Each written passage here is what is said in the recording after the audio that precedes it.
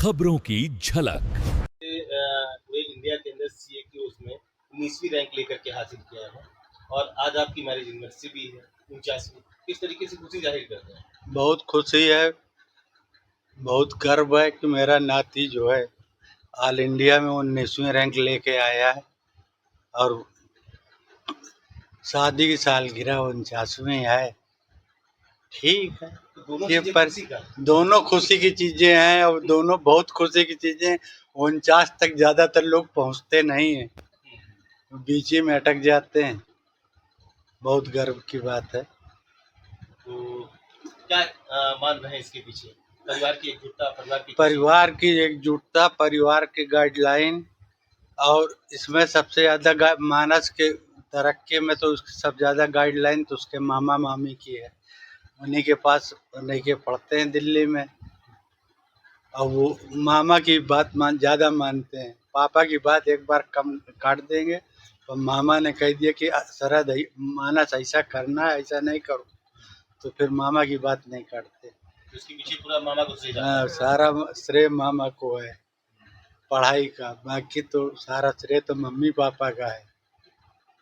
तरीके से नाती जिस तरीके से आज देश के अंदर नाम रोशन किया है और आप लोगों का मान बढ़ाया है, किस तरीके से आप लोग खुशी जाहिर कर रहे हैं?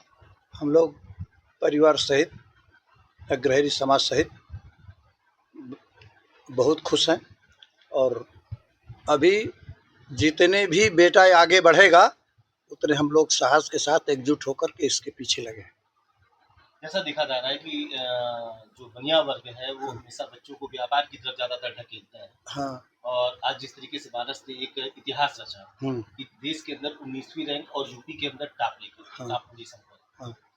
और समय समय पर आप लोगों ने उसको जो गाइड किया है, हाँ। जैसे कि उनके जो नाना का कहना है कि वो उनके मामा की बातें ज़्यादा मानता था और आप लोग भी समय समय पर उसको गाइड करते रहे। हाँ।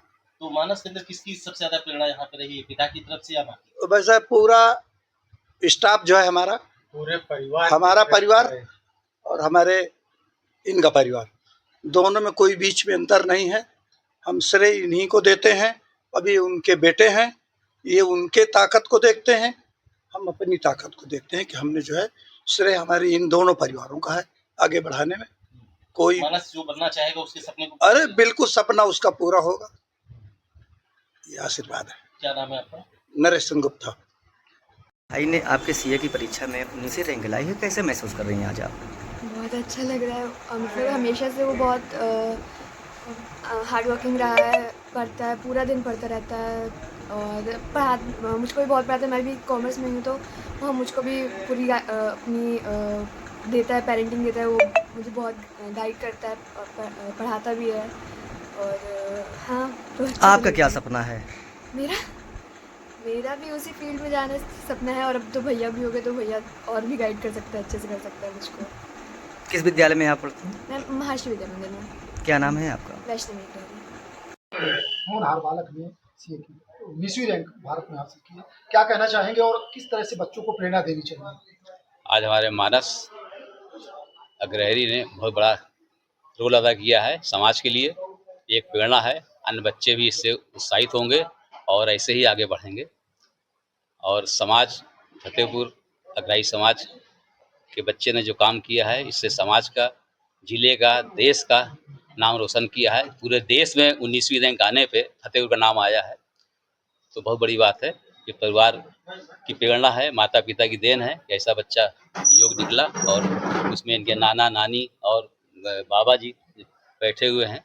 सब लोग बहुत सहयोग करते रहे पढ़ाई में, इसलिए बच्चा आज इस मुकाम में पहुंचा है और ईश्वर से मेरी पुनः प्रार्थना है कि जो अब फाइनल परीक्षा हो उसमें भी इसकी 19 से कम रैंक आवे, कम से कम पहली, दूसरी, तीसरी आवे, तो उसमें और जिले का नाम रोशन होगा। पुनः पुनः बधाई बहुत बहुत इनको। अग्रहरी समाज के अध्यक्ष हैं आप। अग्रहरी समाज की ओर से अन्य बच्चों के लिए जिनके पास ये सुविधाएं नहीं मुहैया हो पाती हैं, वो उतनी दूर तक नहीं पहुंच पाते, क्या कुछ अध्यक्ष के नाते आप करेंगे? या हम लोग समाज की तरफ से करते हैं और आगे भी करते रहेंगे। जो गरीब बच्चे हैं उनकी हम लोग मदद करते रहते हैं जैसे समय समय पे आने पे, और जब सूचना मिलती है तो जाते हैं उनके घर और जैसी जरूरत होती है उस तरह की मदद की जाती है।